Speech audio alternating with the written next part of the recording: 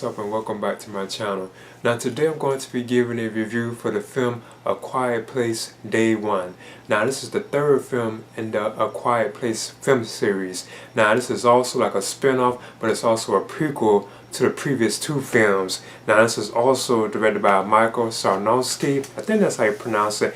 And the film stars Lupita Nyong'o as like this ill woman who's like in the early stages of this invasion from like the aliens, like that's spoiler territory if people haven't seen like the previous two films that the creatures were actually like aliens. So I think it was a pretty entertaining film, but I do believe that the previous two films were like much better than this particular film, and the film itself is set like in New York City. Lupita Nyong'o, she plays a character known as Samara Sam, or you can call her Sam, and she is like the protagonist of the film. And like I mentioned earlier, she's actually like sick. She has like cancer, because when the film opens, you see her like in this hospital place, and she's like very cool with like this guy known as I think it's Ruben. Yeah, because he's played by Alex Wolff. So she's like very like they have like a close relationship. But as the film proceeds and progresses, they go on a trip throughout New York City. I think they pick up like her medicine, because she also carries like a cat around with her, which I thought was like an interesting companion throughout the film.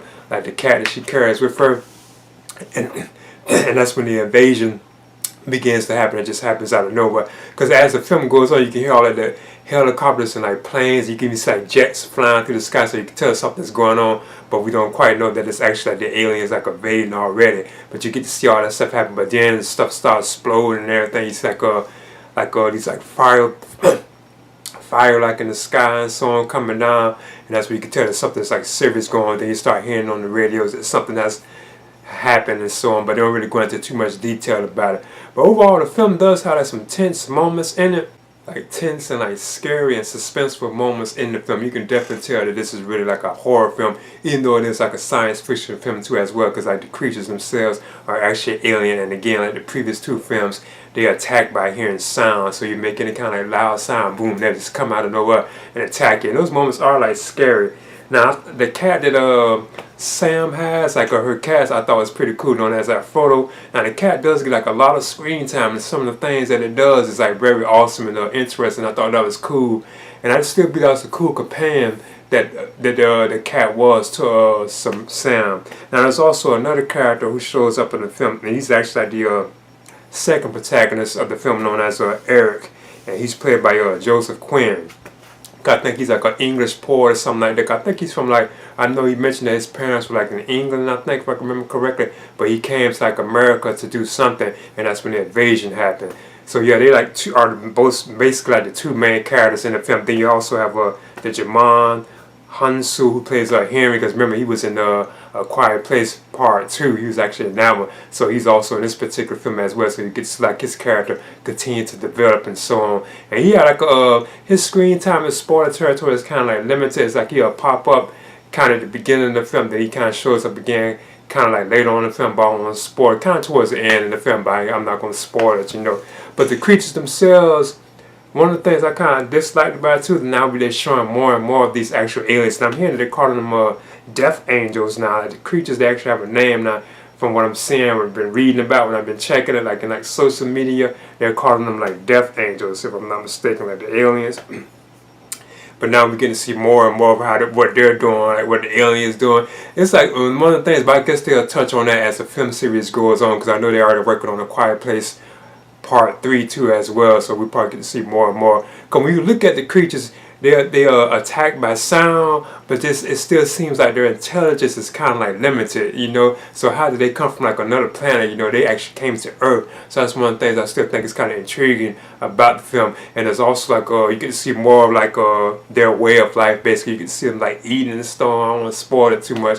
And it's also like this very like it's like humongous one. There's just like them, and looks just like the creatures, like the death what they call it? I forget what they call it, death angels, but it's like real humongous. I just leave it at that. That showed up in the film. But the film does have like some tense and like suspenseful sequences, but at times, like I say, it is something that still feels kind of like off about it. Like when the alien invasion started happening, it just felt like like I don't know, it's like it felt like it wasn't really like believable, like how could this be happening? But you just have to accept that it is just happening, And again, like I mentioned about the aliens, I feel like now they're exposing them like too much like their way of life. They're giving us like too much of what's going on with them. But eventually, I guess that would happen because the franchise is still like growing and growing, you know. And other than that, I thought that the performances in the film I thought were like pretty decent and pretty cool. Like I said, it's not really too many characters in the film besides like Sam, like Eric, and Henry. You know, that's basically about it. And I just leave it at that. But like I said, there are some moments where it was like real exciting, like intense, where like the creatures are actually like chasing like Sam or like Eric. Like in certain areas, I don't want to get into it too much, and it was exciting. I wish it was like even longer. Like they'll build up this so much suspense. Then they'll just cut it off, you know, because they made their escape or got away from the creatures. So yeah, it was still like a pretty decent, solid film. I still think the previous two films were better than this. And then if you look at it, this was just like a spin-off. It's like a prequel showing the events of how the creatures came, and you know what happened and stuff like that, leading to the events of A Quiet Place, you know, and A Quiet Place Part 2. But in the end, I kind of at times feel like it was kind of a C, but I still enjoyed it more than that. And it feels like it goes by very quick. Like the pacing of it, it really went by real quick. I feel like it was over like very fast.